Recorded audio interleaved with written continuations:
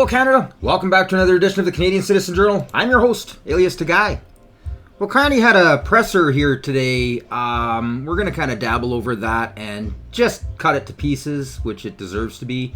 But first we're going to start off with, there was a major earthquake. Actually, we are on earthquake number 4.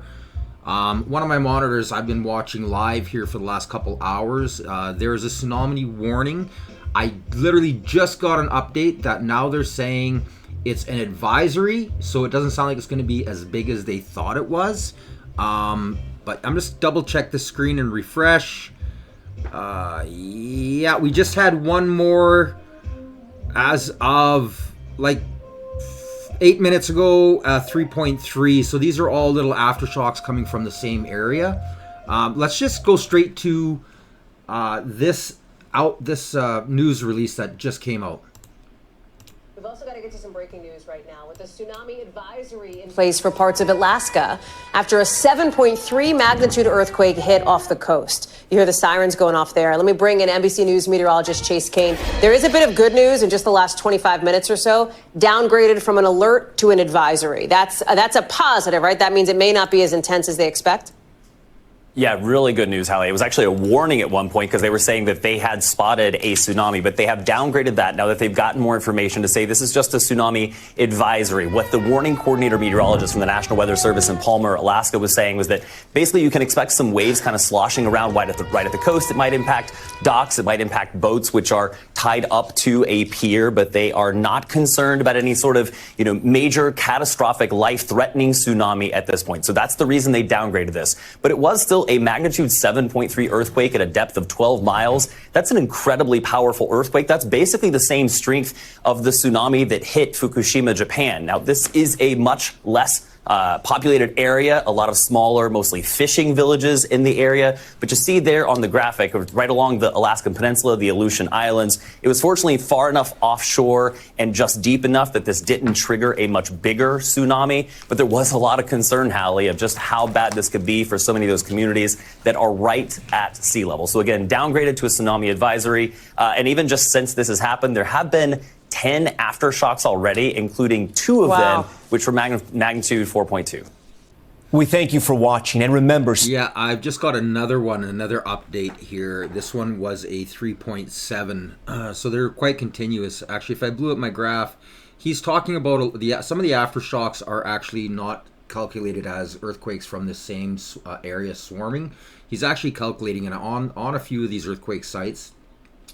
They'll actually, depending on the sites you're on, some of them will break them apart and tell you what are kind of like an echo effect. So just other ground swells that had occurred from that earthquake that are settling, and then the actual tremors or swarms, as they would call it, that are smaller earthquakes that follow along that fault line, and they're releasing pressure as well. So yeah, we literally like 37 seconds ago had another one here. So they seem to be bouncing around between the 3.3, the lowest one would have been 2.6, but they're averaging 3.3, 3.4, 3.7. They're averaging about 3.9 to 4. So yeah, we'll keep an eye on this. I'll keep you posted as everything goes on. Let's just get straight started here with this insanity. What do we do here at Walters Group? Well, we take the raw steel that's produced by the mills, wide flange, angle, tube, plate, sheets, and coil, and we transform it into the backbone of iconic projects across the country, including these projects. The Halifax shipyards building vessels for Defence Canada. The Brookfield Towers in Toronto, using advanced high-star grades. Now, did you see that? Did you see that? Watch carefully. He knows the media don't care. He knows he's protected by propaganda. Watch his face when they talk about Brookfield. Building vessels for Defence Canada. The Brookfield Towers in Toronto, using advanced high star grades, 65 and then 70, and last grade 80 on the third tower. That, my friends, is embarrassing. Okay, we're going to scroll ahead. I just wanted you to see that. First, we will take These are his announcements, by the way. a series of measures to stabilize our domestic steel market and prevent harmful trade diversion arising from current trade tensions. Informed by the review of our steel trade arrangements that we announced last month, the following changes to tariff rate quotas will take effect by the end of this month. For steel products from non-free trade agreement countries, we will tighten the tariff rate quota level to 50% of 2024 volumes and apply a 50% tariff on any imports beyond those levels. He has done absolutely nothing about the tariffs on the West and on the fisheries, all to protect his non-existent, going bankrupt EV battery manufacturers and car plants.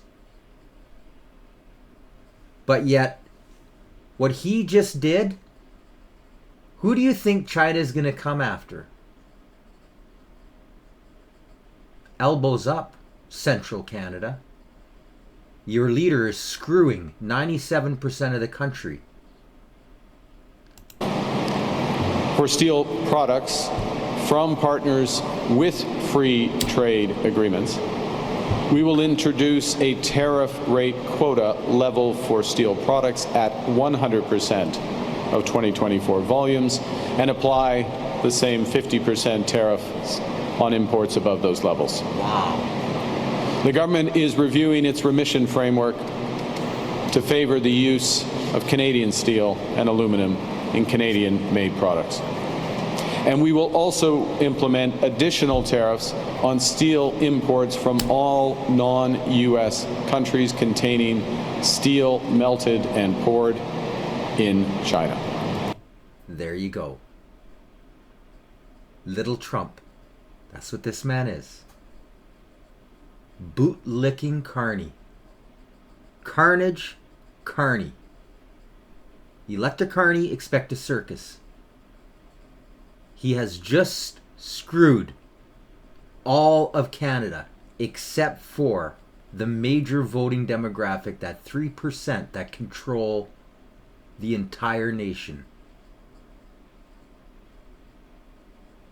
Be prepared. You think the West was PO'd before? Oh, ho, ho. My phone's already been going off the hook today. The West is aware of what's going on. This is just pushing them even closer and even quicker to get the hell out of Canada. Our existing arrangements with our CUSMA partners will remain the same, including no changes to our current trade measures with the United States. The combination of all these measures will ensure that Canadian... Well, wait a minute here. That's not what he told pre-election. And to put an exclamation mark on it, last week, once again, Donald Trump imposed massive tariffs on the world. This time, he skipped Canada. We got the best of a series of bad deals. But you can handle them. We can handle them. We are going to handle them. We are going to handle them. We can handle him. We can handle Donald Trump. That's what he misses, and I'm going to go into that. But there are 3 other sets of tariffs in place on auto, on steel, and aluminum, and now they are threatening tariffs or announcing tariffs on softwood lumber. They are threatening our businesses, our workers, our families. And all of these tariffs, you have different excuses for them. They are all unjustified. They are all unwarranted. They are all misguided. But they're all having an impact. You know, I stood in the House of Commons last week and made this observation, and it's sinking in. It finally sunk into the financial markets. The global economy has fundamentally changed because of these actions. The system of global trade that's existed all my life, everyone in this room pretty much, the system of trade that was anchored on the United States, that we as a country have relied on since the end of the Second World War, a system that, while not perfect, has helped deliver prosperity to our country for decades. That system is over. Huh. That's funny. That's sure as hell not what he's saying here, is it? It's the exact opposite. Canadian steel producers have a bigger share of the Canadian market. They will create more resilient supply chains and unlock private capital for Canadian production. But given the dynamics in global trade, we will reassess all of our existing trade arrangements with respect to steel, consistent with the progress made in our bilateral discussions with the United States, and we'll also take it. Well, elbows up. All you who voted Liberal, you who are married to the propaganda. Reality sinking in. Everything he said, every single thing he said running up to get elected has been a lie. Into account the steel negotiations that the U.S. is currently undertaking with other countries, because what happens in those will affect what happens here. Second, we will invest in Canadian steel companies and, above all, in Canadian steel workers. Building on previously announced enhancements to employment insurance and the EI work-sharing program, the Government of Canada will invest $70 million in labour market development agreements to provide training and income support for up to 10,000 affected steel workers. Through reskilling investments and increased worker supports, we will ensure workers have the skills and the support that they need to meet the future needs of this industry. To build a more resilient and diversified steel industry that serves the needs of a growing Canada, the government will provide $1 billion through the Strategic Innovation Fund to help Canadian steel companies advance projects that will increase their competitiveness, that will catalyze their production of steel products that are not currently produced in Canada, and to create jobs to serve growing sectors of our economy, including in defense. Oh, gotcha. So is $1 billion not to the workers? He's subsidizing the companies. Here we go, CEOs. More record payouts. Bonuses for everybody. Yep. The same Liberals. Nothing has changed. Moving ahead. Hi, my name is Simone Gavros. I'm with CHCH News. My question is more of a local question about crime. Within the last few months, 2 random innocent bystanders were killed in 2 separate shootings. And in the latest shooting on Friday, that suspect is a 17-year-old who police are still looking for. There's also a lot of concern when it comes to repeat offenders. My question to you today is, what is your government doing to keep communities, including Hamilton, safe when it comes to gun violence? Thank you very much for the question. My sincere condolences for the victims of the direct victims of these crimes, their families, but also for the communities and the concern and anxiety that horrible crimes like this create. One of the things the federal government is doing, and we are making a huge emphasis on this, is to control our border better, because I suspect, and we'll see when this individual is caught, that gun came from the United States. Vast majority of firearms, illegal firearms used in crime, come across our border. And so what we've been doing... Now, that's what you call a white lie. He should have said almost every single weapon. It's less than 1%. If you take the cumulative actual legal firearms used, it's just shy of 3%. And of those 3%, or like 97% of that 2% are guns that were stolen from legal gun owners. Legal gun owners aren't the problem. While he's saying this, Calgary-based firearms manufacturer shuts down, lays off workers following the RCMP decision to prohibit the R9 MK1 sporting rifle. Sterling Arms International president says they have around 100 of the now banned guns that they can't sell, and hundreds more that have been banned over the past 5 years. So these guys are based in Calgary, Sterling Arms. The R9 MK1. Sterling Arms, Canadian-based company. This gun wasn't even under the prohibited list. It is a hunting rifle. These people set out to make a incredibly versatile, comfortable, with the ability to put many different attachments on it, different types of scopes, shell casing collector, all of the doohickeys that, you know, they took a cow and made it a bison. It's not an assault rifle. It is a hunting rifle. And like I said, these people, Canadians, set out and literally started making some of the finest hunting rifles in the world.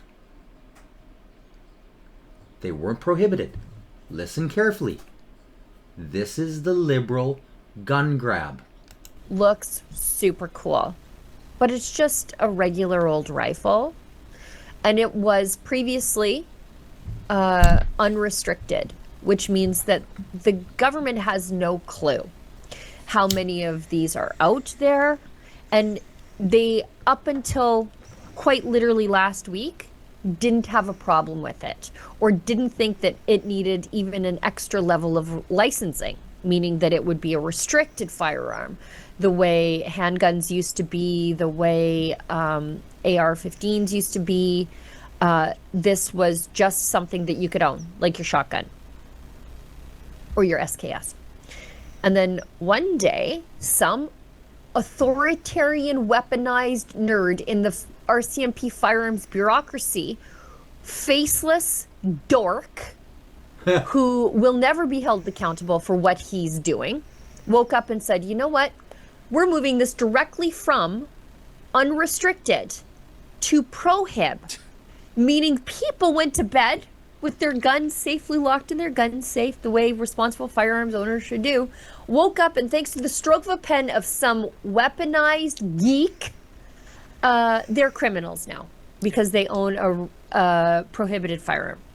And they nuked this guy's business. They nuked the jobs of the people he employed, and they did it without proof. They can't even say, look, we've got a gajillion amount of killings or shootings. These things are being trafficked by the gangs, as if the gang trafficking would be on the feet of responsible firearms owners. But, you know, that's usually the argument they try to make. But they didn't even try to. They're just like, you know what? Looks sweet. Let's ban it.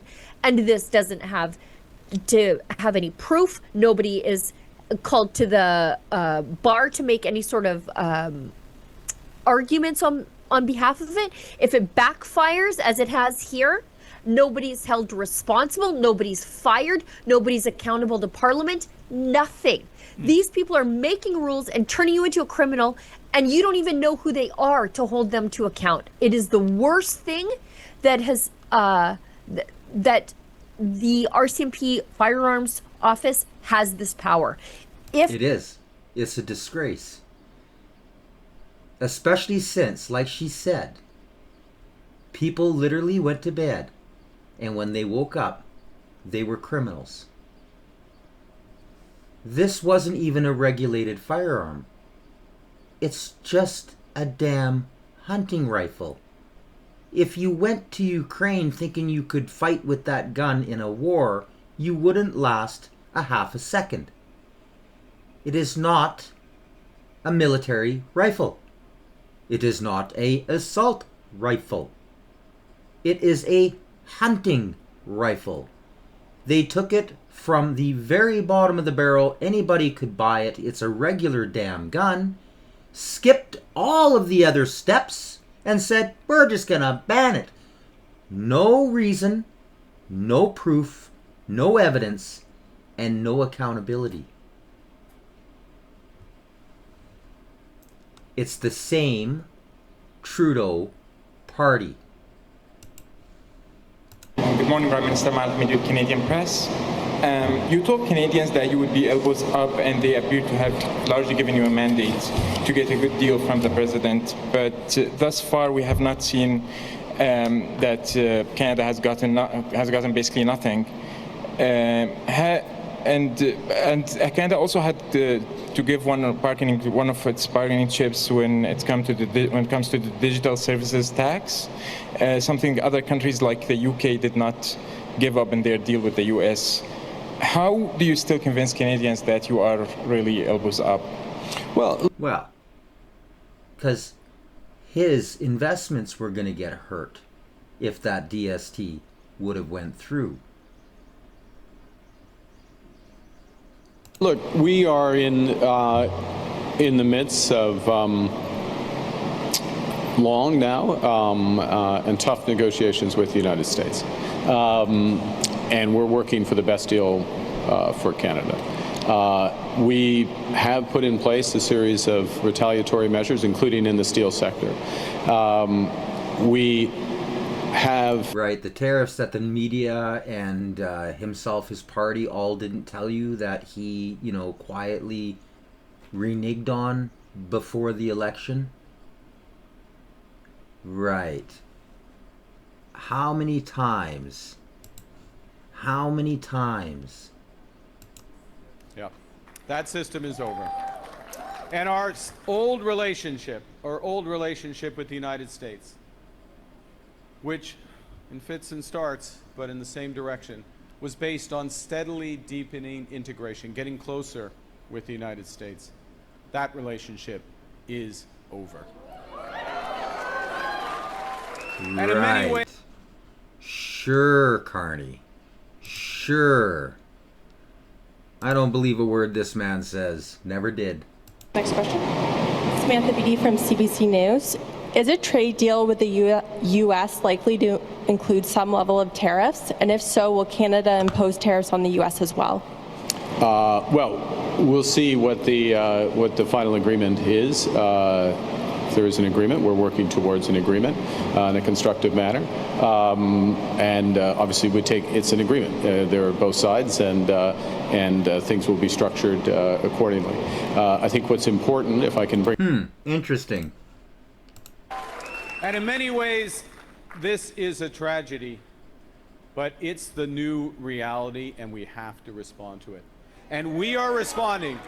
We are responding as Canada. We are responding with purpose and with force. We will fight, we will protect, and we will build.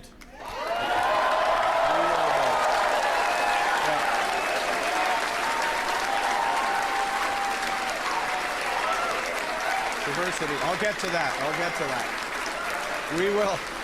We are fighting. We are fighting these unjust American tariffs with counter tariffs of our own. And those tariffs will cause maximum harm in the United States and minimum impact here. Maximum! Tariff for tariff!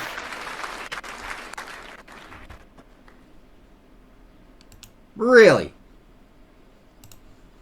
Huh. Bring it back to the situation here in the steel sector is that the U.S. trade deals with other countries, and also the case when the U.S. doesn't have a trade deal with other countries, are going to involve very high tariffs. And one of the consequences of those very high tariffs is it pushes product, steel in this case, and their derivatives, into a Canadian market that has historically been quite open. So it's important that we protect our market from those secondary effects, if you will, from the U.S. Negotiations. So he's doing the same thing that Trump's doing. Huh. I guess it's not such a shitty plan to begin with, was it? All that media, all the lies, all the bias, all the crap. Huh. Interesting. You also reported a monthly surplus in the month of June. That's right, $25 billion. A ton of money with these new tariff rates coming into effect on August 1st. We're going to be bringing in even more tariff revenue specifically. How much revenue do you think we can consistently bring in from these tariffs? How big of a game changer is this, not only for the economy, but also for fiscal responsibility? Well, we're going to be bringing in, already we've brought in over $100 billion. We'll be bringing in hundreds of billions of dollars. And the tariffs really haven't kicked in that much other than automobiles and steel. August 1st is a big day. August 1st is when very substantial money comes into our country. We've made deals with a lot of great places, but we had one yesterday, that was announced. We have another one coming up, maybe with India. I don't know. We're in negotiation. When I send out a letter, that's a deal. In other words, that's a deal. They don't want to ever say that. Oh, how many deals have you made?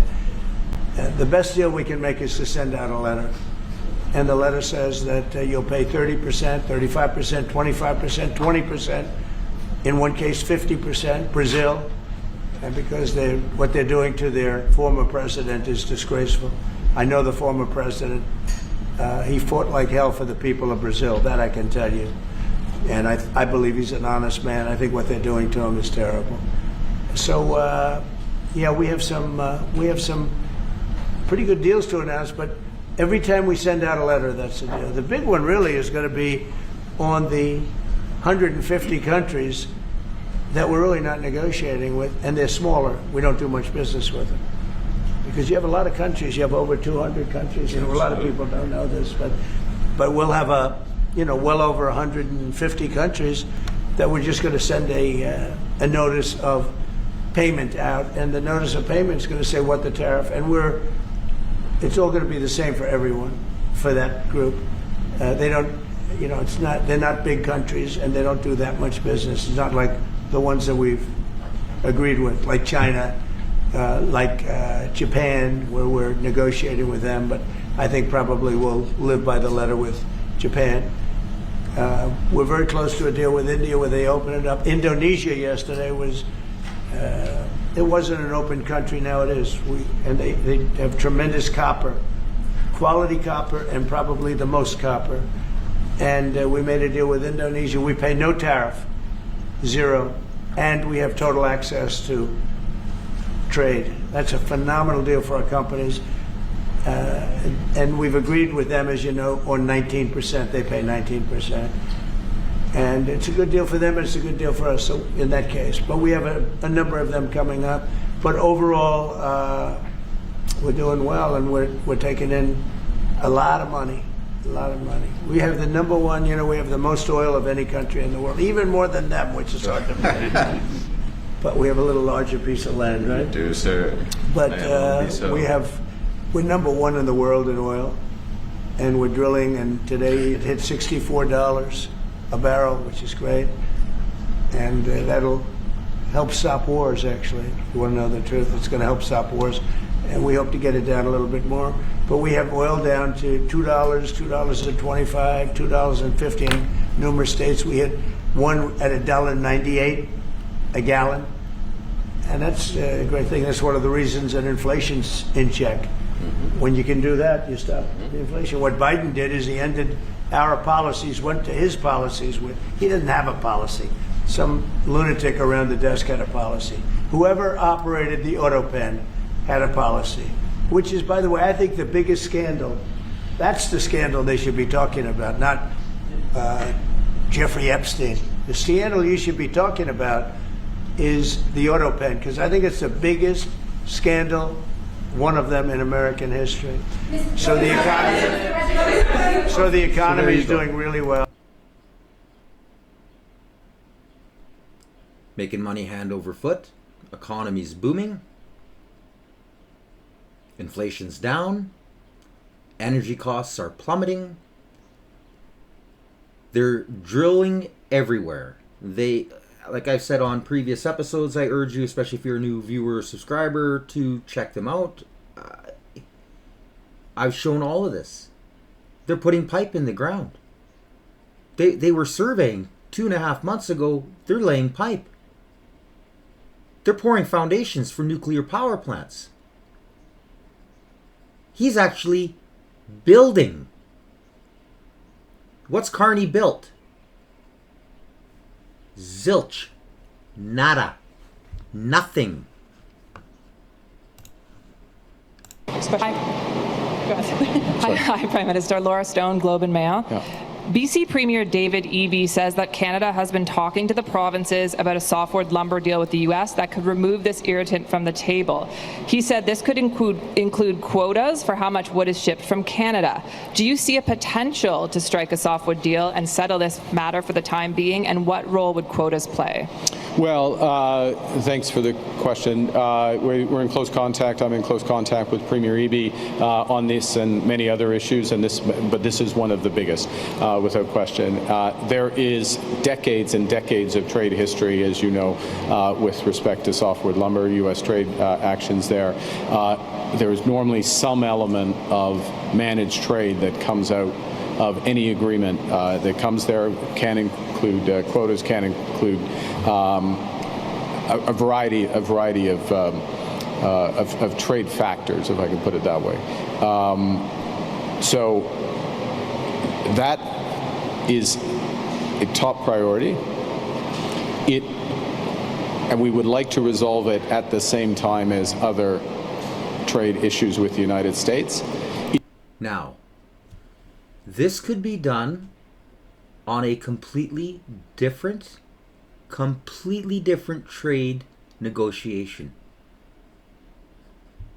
But Carney wants to make sure he sells out everybody for his corporate interests, which are all American companies.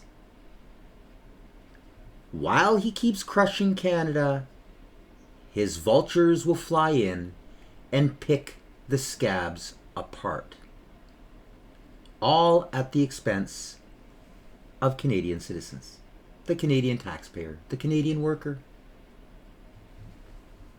It is running on a slightly different timetable. Their timetable is different. It's a historic 232 action, if you probably know. And we'd like to bring it together and have it as part of a global agreement if we can, and that's certainly been the position of the Government of Canada. Why would you do that? Why? Especially since literally today, Georgia Pacific Canada broke ground this afternoon on a nearly $200 million expansion at its wood processing mill in Englehart. As CTV's Eric Tashner reports tonight, this pledge and upgrade will secure jobs and ensure that the mill is around for at least another 20 years. Often advertised as the largest operation of its type in the world, the Englehart OSB, or Oriented Strand Board Mill in the heart of the town, continues to pump product out, and it will for many years to come. This is really big for the area. After the mill's owner, Georgia Pacific, announced a $191 million expansion.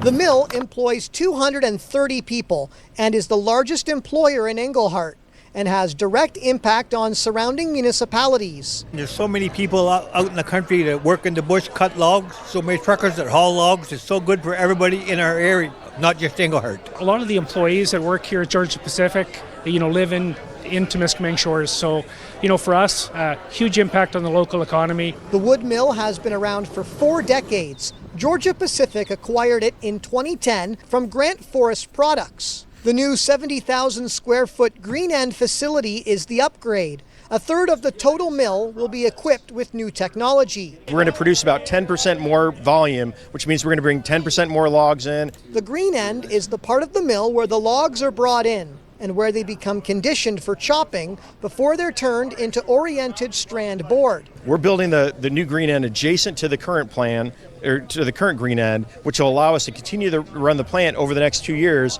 while we build. Georgia Pacific says it was an easy decision to upgrade its flagship mill, where over 25% of its overall production is done here.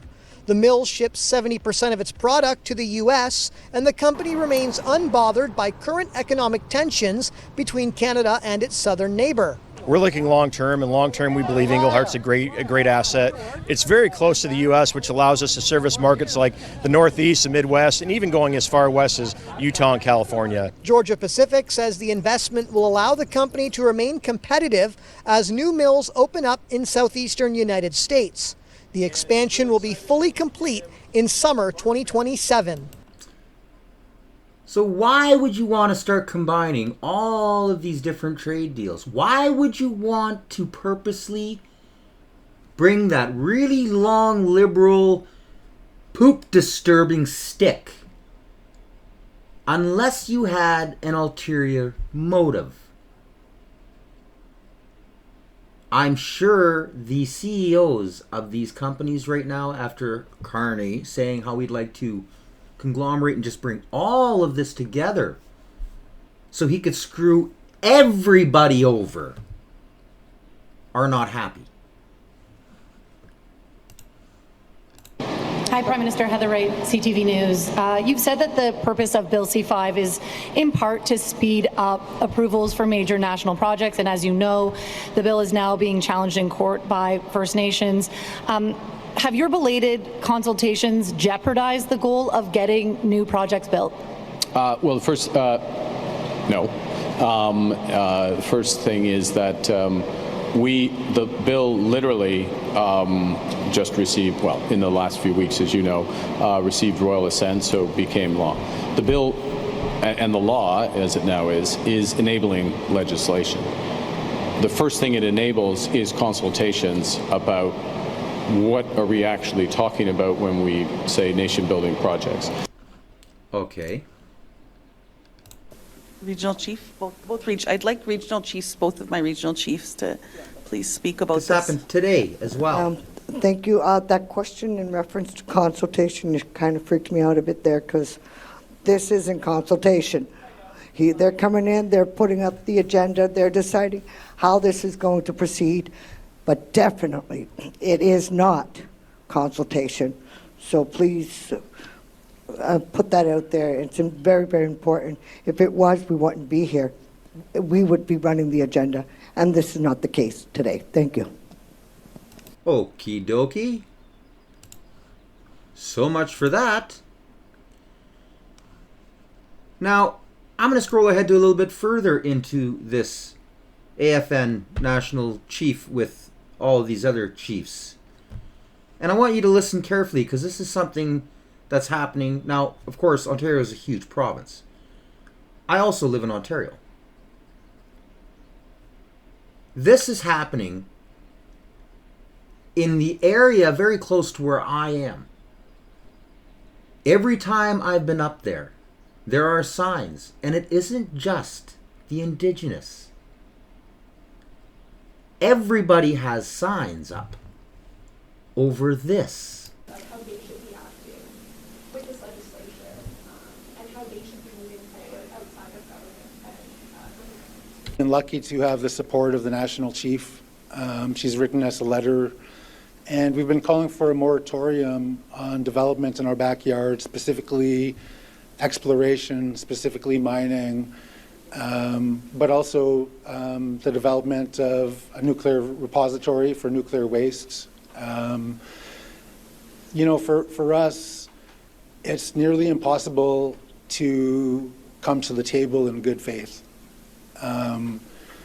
As chief, I play multiple roles, including pallbearer on a regular basis in Onegaming. And so I was just a pallbearer 2 weeks ago And that's just the reality. Is the truth is that we don't have enough healthy young men in the community to serve those roles either. And to be able to ask me as chief to be able to ask our community for a proper consultation process with a mining company or exploration company, we just can't, because we're planning on doing an event this Sunday and we're canceling again. Every time we try to hold an event or a consultation, it gets canceled because we have another wake and we have another funeral, and they're just constants. It's been one a month at least since I've been chief, and there's no end to it in sight. And so again, for those mining companies, we ask for their patience. For those exploration companies, we ask for their patience. I was recently the target of an exploration company which called me a bad chief because I told them that we weren't going to provide them with our consent to enter the territory, and he told me that I should resign, and that he blamed the deaths in the community on me.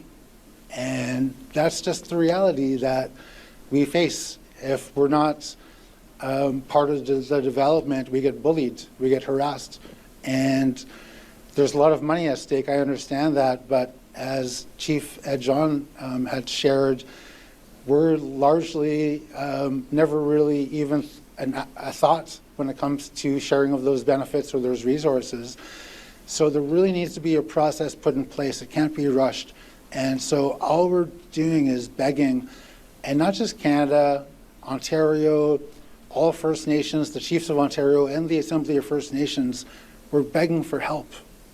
We're just begging for any other community. If we're a community of non-Indigenous people, if we're a community of white people that had this much level of death, I think the rest of the country would come to our aid.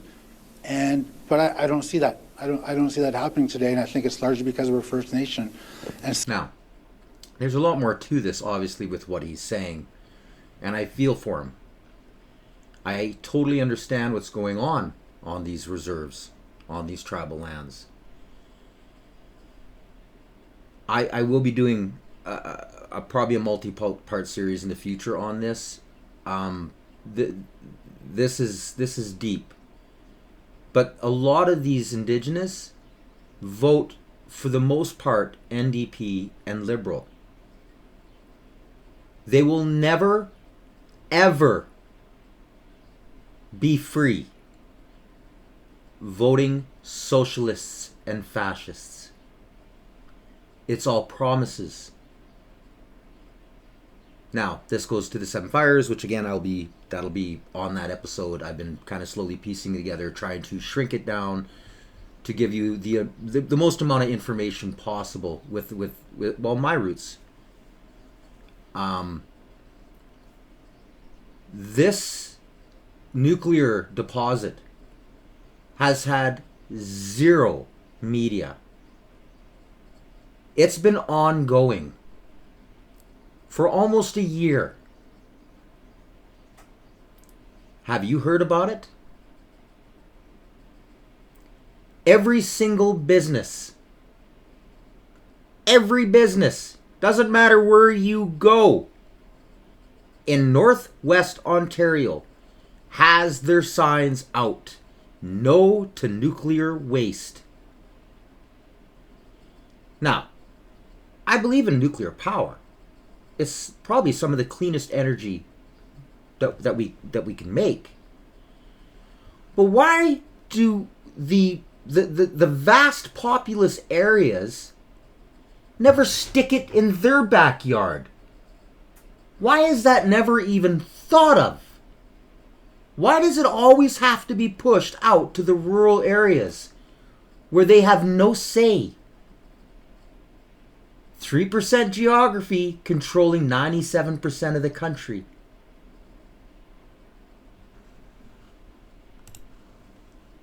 First reported by the Canadian Press, the Eagle Lake First Nation, located about 122 kilometers northwest of Ignis, has launched a federal court challenge against the Nuclear Waste Management Organization, or NWMO. Eagle Lake says they were unfairly excluded from the site selection process, and they allege unfairness in procedures and bad faith. Meanwhile, the NWMO says the site was chosen after an extensive study and community involvement. The legal challenge was filed in court on December 20th. Last November, Ignis and Wabigoon Lake agreed to move forward on the $26 billion repository. That's funny. I've owned a pretty large parcel of land out there for over a decade. I'm in the books. I never got a letter. I didn't even know about it until driving up there one winter day. Huh, what are all these signs? All of a sudden everybody's coming out of the woodwork. You didn't know? Oh my God, yeah, it's getting no media. Typical liberal propaganda. Zero media time. I haven't met one person up there or know of one person in that area that agrees with where it's going. Who are they talking about? Who did they consult? Which liberal got paid off? This is what goes on. And now you've given the liberal government, the same fascist government, the power to circumvent their own rules and regulations to stop the freedom of individuals and Canadian companies from building, from, earning a living. But no. You can go around your own rules and do whatever you want. Does this now fall under C5? I'll be out there picketing if it does. This is bullcrap. This is fascism.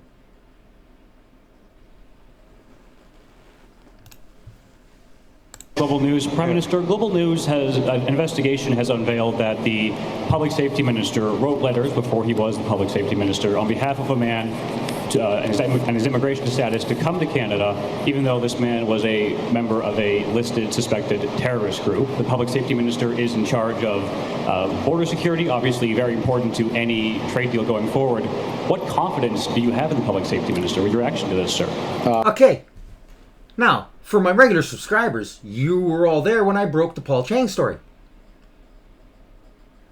For the new subscribers, he was an MP running for the Liberals during the election in which he got caught openly telling his constituents, telling his voters that they should kidnap his conservative rival, take him to the Chinese embassy where he could be out of the country to China for a reward.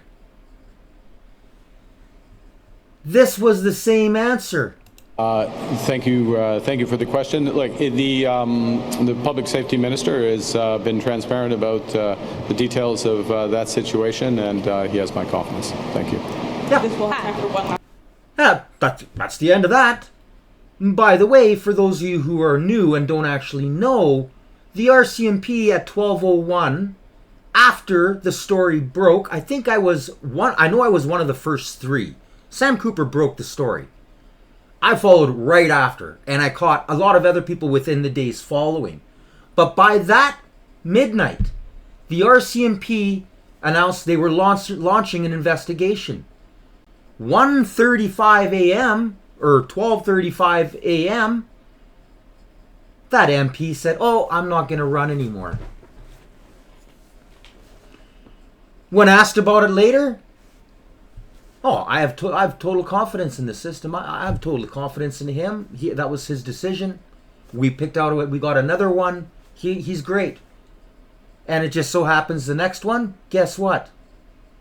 Another Chinese pick working for the CCP. Pushed, promoted, and funded by China.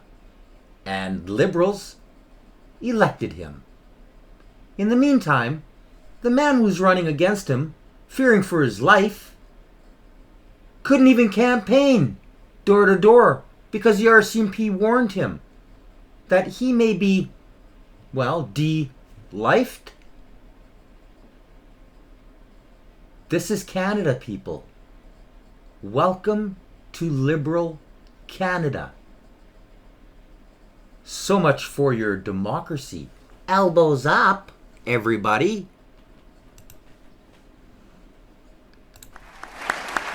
Gary Ananda Sangari was sworn in last spring as Canada's Minister of Public Safety. This guy, by the way, is a complete ding-dong. I mean, if he shakes his head, there's nothing in there but a little ball rolling back and forth. He's pretty bad. Charge of the country's national security agencies. But court documents obtained by Global News reveal before he became Public Safety Minister as an MP, Ananda Sangari wrote letters of support for a suspected member of a terrorist organization to come to Canada. We have this egregious error on his part, a lack of judgment at a minimum. He should resign his post immediately. Ananda Sangari should wrote never have these been elected. 2 official letters in 2016 and 2023 to the Canada Border Services Agency on behalf of Senthuran Selvakumaran. The Sri Lankan citizen previously admitted to officials in Canada and the UK that he was a former member of the LTTE, also known as the Tamil Tigers. The militant group fought for decades for an independent Tamil state, assassinating politicians and pioneering the use of suicide bombings, including on civilian targets. Tens of thousands were killed before the group was defeated in 2009. In 2006, the Canadian government designated the LTTE a terrorist organization. Selvakumaran said he was never involved in any violence and merely distributed LTTE propaganda. After his first immigration application was Perfect liberal, hey? Bring him in. Bring him in. He's a perfect liberal. He'll pass out the propaganda. He don't care. Rejected, Selvakumaran then changed his story and claimed he was never a member of the LTTE. His lawyer said Selvakumaran made a mistake well over 2 decades ago and claimed refugee status in the United Kingdom based on a false story of relatively low-level involvement with the LTTE. But Canadian immigration officials concluded he had protracted involvement with the group for 7 years in the 90s, at a time when the LTTE was heavily engaged in the commission of terrorist acts. As a result, his applications to immigrate to Canada were rejected 4 times between 2005 and 2024. In his letters, Ananda Sangari urged officials to overturn those rulings. He noted that Selvakumaran married a Canadian in 2005, and they have a young child. Separating the family for such a prolonged period of time is rather cruel and inhumane, Ananda. What's cruel and inhumane is the fact that this guy purposely married a Canadian to get the heck out of his country, because he's a wanted man. Now, I urge you to look up this organization. These people, there's cruel, and then there's just no heart. These people are lower than that. Sangari wrote. Ananda Sangari also reiterated that Selvakumaran's claims of affiliation to LTTE was erroneously made. He was wrongfully counseled by his legal representative to lie. But immigration officials didn't buy it. Those same border officials who rejected the applications now report to Ananda Sangari in his role as Public Safety Minister. Can you imagine? Can you imagine? Now you have to report to this loser. Canada is so broken. The West can't leave fast He's enough. undermining national security by calling into question the decisions that they make to try to prevent people who may pose a threat to public safety or national security from coming to Canada. And now he's the minister. In an emailed statement, Ananda Sangari says he denounces terrorism in all its forms, and his office handles hundreds of immigration matters every year. He also That should scare you. Noted his office sent the letter in 2023 before he became a minister. In fact, he received his first ever cabinet appointment as Minister of Crown Indigenous Relations the very next day. The Liberal Party, nothing's changed. Nothing's changed. Now, just a few quick words from Blanchette. Also, are you concerned that now digital services tax is gone? Are you concerned that the next thing on the table will be supply management? Okay, I have read so many things about supply management recently. When a media says, okay, we will speak to that expert, and the guy is an enemy of supply management, since the very beginning of it, he's no expert, he's a militant. Oh, I'm a militant. I'm a militant for wanting to be able to sell my milk, which I can't sell because it's not worth me having a cow now, because what do I do with the excess if I can't sell it? I can't make a measly couple bucks by saving not only my friends and family and neighbors by giving them the most wholesome, organic, healthy milk possible, but it's been removed from me, and now an added burden if I was to try and have a cow, because now I only need so much milk to make my cheese and my sour creams and my milk and cream and butter. So I'm a militant for wanting to be free. Free. Okay, Eves. And of course, a law can be changed by another law. Of course, it's a matter of policy, but each and every member of this parliament has voted in favor of supply management to protect it with a law. And I don't see whatever great strategic experts. Now, don't forget that. Because I get a lot of people who comment, they're like, you're freaking conservative, rah, rah, rah, rah. I hold everybody to account. And every single minister screwed up. And trust me, I sent letters. And I told them, what are you doing? Are you a commie? Or do you believe in freedom? Was Pierre not saying he was going to make this the most free nation on earth? And then you all jump on the bandwagon and sign agreeing to keep this communist socialist style of propping a certain minority to hold all of Canada hostage while they make record profits at our expense, and they dump milk while we have people all over, like the Indigenous I just showed 8 minutes ago, who has extreme poverty on their reserves within their tribal lands, let alone the mothers, the single mothers and children, or single fathers and children who can't afford because of this type of socialism. Say how politically, and I know a little bit about politics, he could change his mind and support a bill that would go against supply management. I don't see this happening. I don't see how this could happen.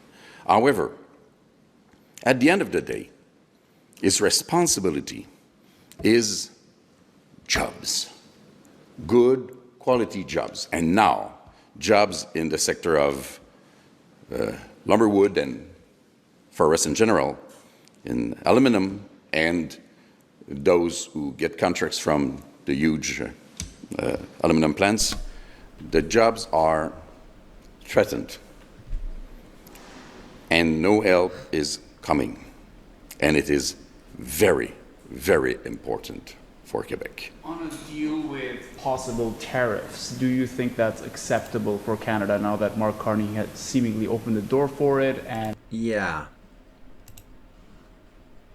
Are you sick and tired of high grocery prices? It turns out our political parties do have a little something to do with it. It's not actually what the NDP has traditionally said, that somehow grocery stores are gouging consumers and that there needs to be some new grocery store tax. The reality is all of our political parties are in on it, and they are helping to raise the bill for the cost when you go to buy things like milk, eggs, and chicken. And the reason is because all political parties are defending the status quo of supply management. Supply management is a system that limits severely the amount of dairy and eggs and poultry produced here in Canada, its specific quotas, and it also, through import tariffs and import quotas, restricts what can be brought in from abroad. All of that means that prices here in Canada are higher for Canadian consumers. In fact, studies have shown that Canadian consumers are paying over $400 a year more in grocery prices because of the system of supply management. At a time when 50% of households say they're $200 away from not being able to pay their bills, a $400 a year grocery price increase is very significant and actually could be making the difference between households getting by and households not getting by. All political parties in Ottawa are defending the status quo. Earlier this spring, the Bloc Québécois introduced a bill in Parliament that essentially said that supply management should not be up for negotiation in any future trade negotiation or agreement with other countries. And all political parties in Ottawa supported that motion. That includes the Conservatives, who are traditionally in favor of lower taxes, less government, and less regulation. But when it comes to supply management, So much for freedom, hey, Polyev? the Conservatives are defending the status quo. Supply management has been a sticking point in trade negotiations. For example, our trade negotiations under the Trudeau government fell through with the United Kingdom in part because the Trudeau government refused to reform our antiquated system of supply management. And now it is a big sticking point with the Trump administration and could definitely harm future trade negotiations and ongoing trade negotiations with the Trump administration and could lead to higher tariffs. So the reality is that all of our political parties are defending a status quo that increases prices for Canadian consumers at the grocery store by hundreds of dollars a year and is also costing us important trade agreements with other countries and allies like the United Kingdom and potentially with the United States. So this is a system that absolutely needs to go. We cannot have fewer than 10,000 dairy farms in Canada and their lobbyists defending the status quo, holding the country hostage, and increasing our prices. What we need to do is get rid of the system of supply management, which would open up the sector, increase competition, force our dairy farms to compete with competitors from abroad, and could actually lead our dairy farms and poultry and egg farmers here in Canada to increase their exports to other countries and thrive more in the long run. That's exactly what happened in other countries that got rid of supply management, like New Zealand and Australia. So it's time for political parties and the dairy cartel to stop holding Canadian consumers hostage. It's time to lower prices. It's time to have trade agreements with other countries. It's time to make sure that supply management is not blocking trade agreements with other countries. And it is time for our political parties to recognize that the status quo cannot continue and that supply management must come to a close. That is so true. Now, I have been kind of trying to come up with some slogans because I'm going to actually make up some shirts and sweaters and stuff. Free the milk, free the cow. I'm not quite sure. Always up to your guys' great advice. Throw her down in the comments. Let me know if you got any really cool slogans on freeing the milk. And I will get to work with my digital software and try and make something up because it's definitely something that I would be wearing myself. In fact, when I make them, I will definitely be buying. And yeah, maybe more and more people will start wearing it and people will become aware that you can go to jail for selling a glass of milk to your neighbor from your cow.